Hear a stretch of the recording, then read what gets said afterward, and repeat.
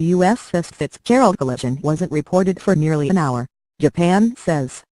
Tokyo, Japan's Coast Guard is investigating why it took nearly an hour for a deadly collision between the U.S. Navy destroyer and container ship to be reported. The Coast Guard official said Monday they are trying to find out what the crew of the Philippine-flagged ACX Crystal was doing before reporting the collision off Japan's coast to authorities 50 minutes later. The ACX Crystal collided with the USS Fitzgerald off Japan's coast, killing 7 of the destroyer's crew of nearly 300. The ships collided early Saturday morning, when the Navy said most of the 300 sailors on board would have been sleeping. Authorities have declined to speculate on a cause while the crash remains under investigation. A track of the much larger container ship's route by marina traffic, a vessel tracking service, shows it made a sudden turn as if trying to avoid something at about 1:38 am. Before continuing eastward, it then made a U-turn and returned around 2:38 am. to the area near the collision. The impact crushed the starboard side of the Fitzgerald. The ship was listing as it sailed into its home port in Yokosuka, Japan, Saturday, CBS News correspondent Ben Tracy reports. The commander of the U.S. 7th Fleet said the sailors' actions kept the ship from sinking. This was not a small collision, Vice Admiral Joseph Aucoin said. It was right near the pilot's house, and there is a big puncture. The Crystal sustained minor damage to its bow. The cargo ship, which is about 4 times heavier, nearly T-boned the Navy destroyer when much of the crew was asleep and the bridge likely manned by less than a dozen people, Tracy reports. The Coast Guard initially said the collision occurred at 2:28 am. because the Philippine ship had reported it at 2:25 am. and said it just happened. After interviewing Filipino crew members, the Coast Guard has changed the collision time to 1:38 am. Coast Guard official Tetsuya Tanaka said they are trying to resolve what happened during the 50 minutes. He said officials are planning to get hold of a device with communication records to examine further details of the crash. Japan's Transport Safety Board also started an accident investigation on Sunday. Adding to the confusion, the U.S. Navy official said it was sticking with the 2:28 am. timing for the crash that he said had been reported by the Fitzgerald. Asked about the earlier time cited by the Coast Guard, Navy spokesman CMDR Ron Flanders said, "That is not our understanding." He said any differences would have to be clarified in the investigation. Nanami Maguro, a spokeswoman for NYK Line, the ship's operator, agreed with the earlier timing. Maguro said the ship was operating as usual until the collision at 1:38 am.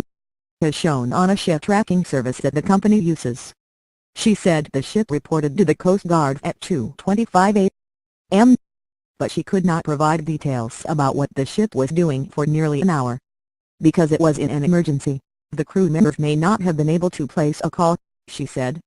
Coast Guard officials are investigating the case as possible professional negligence, but no criminal charges have been pressed so far. On Monday, the 7th Fleet identified the 7 sailors who died. Navy divers recovered the bodies after the severely damaged Fitzgerald returned to the fleet's home in Yokosuka, Japan, with assistance from tugboats.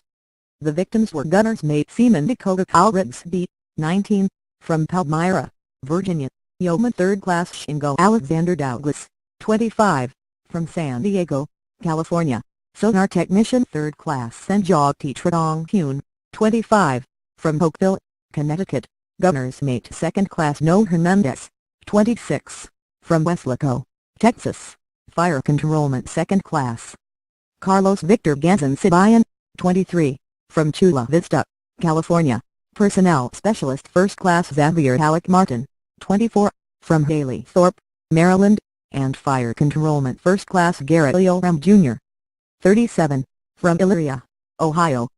In a statement, Acting Navy Secretary Sean Stackley said, "We are all deeply saddened by the tragic loss of our fellow shipmates.